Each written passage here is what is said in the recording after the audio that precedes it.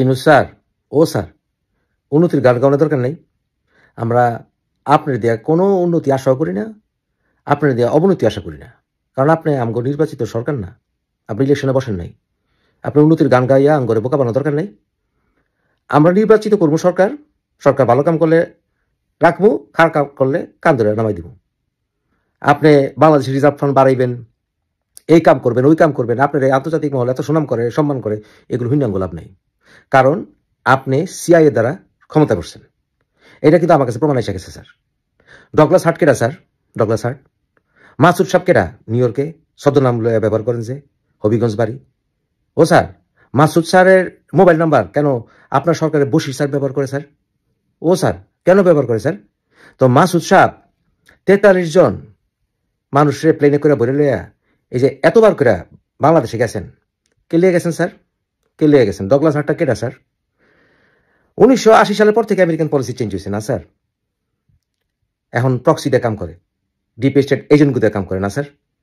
এই যে এত $1 মিলিয়ন বাংলাদেশে ইউএসএইড যেতেছে অনেক বছর ধরে স্যার, এই টাকাগুলি যে টেকনাফে ওই জামাতি বিভিন্ন এনজিও দিয়া বর্ডার এলাকায় সন্ত্রাসী কর্মকাণ্ডের জন্য টাকা ডিস্ট্রিবিউট করা হইতেছে বহু বছর ধরে স্যার, এগুলি জানি স্যার।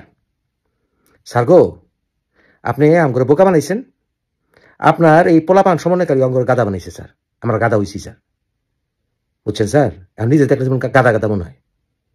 স্যার গো, তাড়াতাড়ি ক্ষমতা থেকে যান, উন্নয়নের গান গায়ে লাভ নেই স্যার। এই সমন্বয়কারী তো রূপকল পাল্টাইলো কয়বার, কোটা আন্দোলন করলো, কোটার থেকে লাভ দিয়ে গেল গা সরকার পতন আন্দোলনে।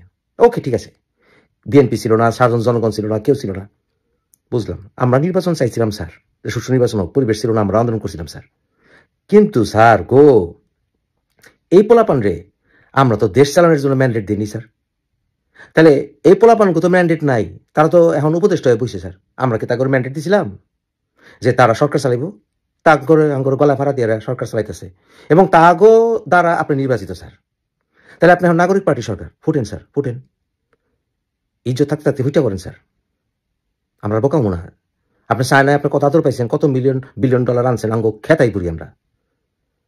আমরা আঙ্গো নির্বাচিত সরকার চাই। সংস্কার মস্কার বাদ দেন তো স্যার, বাদ দেন, এগুলো দরকার নেই আঙ্গো সংস্কার। আপনি নির্বাচন দিতে পারবেন না সুষ্ঠু, কারণ কি জানেন, আপনি অলরেডি এখন একটা পার্টি সরকার হয়ে গেছেন। তাহলে এখন উপায় কি? উপায় আছে আপনার সরাই দেওয়া, স্যার।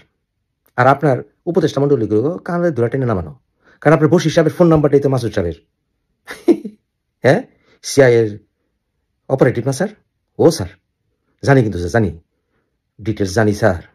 ডগলাস হার্ট স্যার, ওই যে ডগলাস হার্ট 3 তারিখে অগাস্টের সেনাবাহিনীর ভিতরে একটা হালকা ঠান্ডা কু হয়েছিল স্যার। এর লিগে আসলে শেখ হাসিনা পতন হয়েছে, এটার মেইন কারণ স্যার।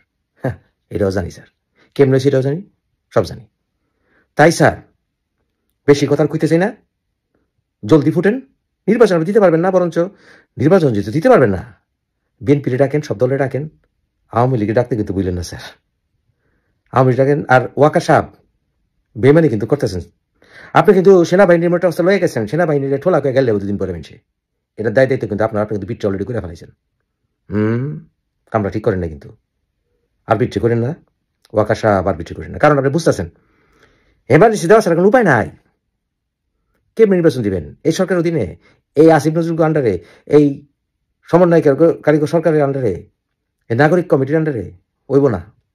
এই নাগরিক পার্টির পোলাপানের তো 3 ভাগে 5 ভাগে হয়ে গেছে। হাসানাত আব্দুল্লার লগে সার্জিস লাগে, প্রাইভেট ইউনিভার্সিটির পোলাপানের লগে, পাবলিক ইউনিভার্সিটির পোলাপান লাগে, এগোটা কেন করতে হইব না? নিজের এলাকায় পোস্টার লাগাইতে পারতেছে না।